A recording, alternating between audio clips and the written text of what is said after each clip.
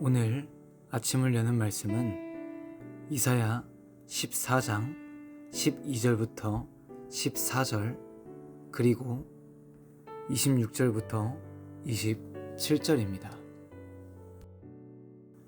너 아침의 아들 계명성이여, 어찌 그리 하늘에서 떨어졌으며 너 열국을 엎은 자여, 어찌 그리 땅에 찍혔는고. 내가 내 마음에 이르기를 내가 하늘에 올라 하나님의 뭇별 위에 내 자리를 높이리라. 내가 북극 지폐의 산 위에 앉으리라. 가장 높은 구름에 올라가 지극히 높은 이와 같아지리라 하는도다. 이것이 온 세계를 향하여 정한 경영이며 이것이 열방을 향하여 편 손이라 하셨나니, 만군의 여호와께서 경영하셨은즉 누가 등이 그것을 패하며 그의 손을 펴셨은즉 누가 등이 그것을 돌이키랴. 이사야 14장은 이방 나라들이 당할 하나님의 심판에 대해서 이야기하고 있습니다. 오늘 이 말씀을 통해 여러 민족들에 대한 경고가 우리의 신앙에 어떠한 경종을 울리고 있는지 돌아보기를 소망합니다. 12절부터 14절까지의 말씀은 바벨론의 왕입니다. 이 왕의 생각은 어떻습니까? 12절에 나오는 아침의 아들 계명성이라는 뜻은 구름 가운데서 전능자와 어깨를 마주하는 자를 뜻합니다. 13절의 북극 지폐는 가장 북쪽에 있는 산을 가리키는데, 이스라엘 사람들은 이 산에서 많은 신들이 모여 회의를 한다고 생각했습니다.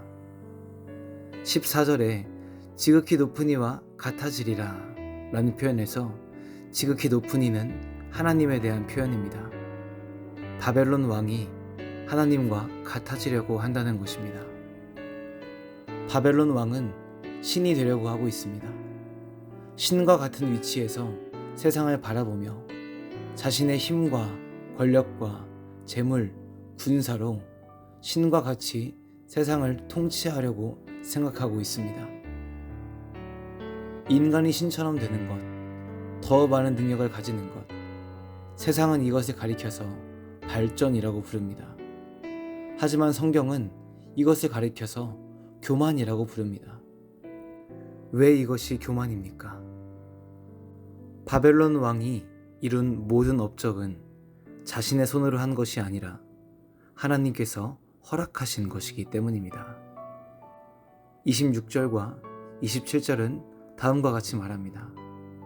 이것이 온 세계를 향한 하나님의 경영이다. 만군의 여호와께서 경영하고 계신다. 우리가 오늘 읽은 본문 외에도 이사야 14장은 바벨론의 처참한 결말에 대해서 이야기하고 있습니다. 왜 바벨론은 실패하였습니까? 하나님께서 주신 힘을 자신의 것이라고 착각했기 때문입니다. 타락한 남유다를 심판하는 하나님의 검이 되었어야 하는데 자신의 마음대로 힘을 휘두르며 교만해졌기 때문입니다. 이것은 바벨론 왕의 이야기만이 아닙니다.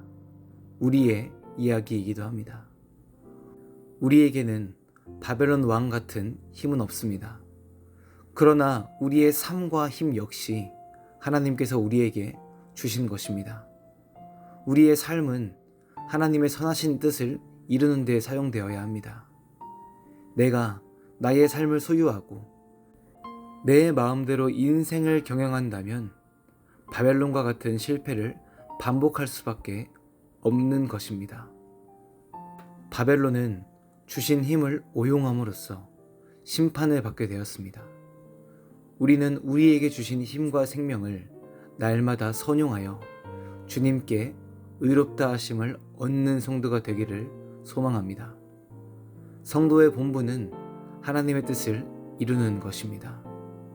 이것을 기억하고 오늘 내게 주어진 삶을 통해 하나님께 영광을 돌리는 성도 여러분들이 되시기를 주님의 이름으로 간절히 소망합니다.